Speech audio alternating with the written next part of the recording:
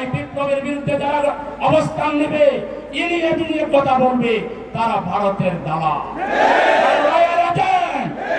যারা 14 দলকে আওয়ামী লীগকে রক্ষা করার কথা ইনিয়ে বলে, তারা ভারতের দালাল।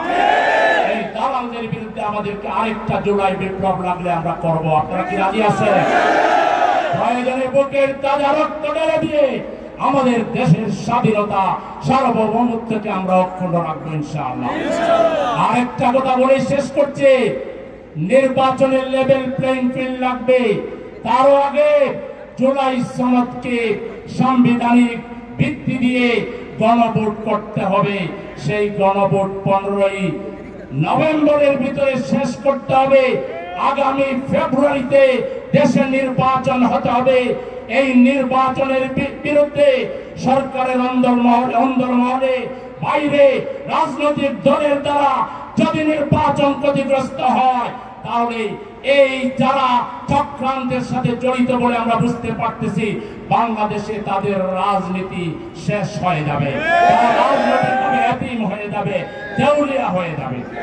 আরেকটা কথা প্রশাসনের বাইরের উদ্দেশ্যে বলে শেষ করতে চাই। 2018 সালের 31শে ডিসেম্বর লাইলাতুল জিন বুথের যে মহা ভোট উৎসব করেছিলেন, সেই ভোটের যারা সাহায্যকারী ডিসিএসপি ছিল, তারা এখন কোথায়? তাদেরকে পানিশমেন্ট দিয়ে সাসপেন্ড করা হয়েছে, তাদেরকে বিচারের মুখোমুখি করা হচ্ছে। একইভাবে নির্বাচন কমিশনাররা এখন লালগড়ে আছেন।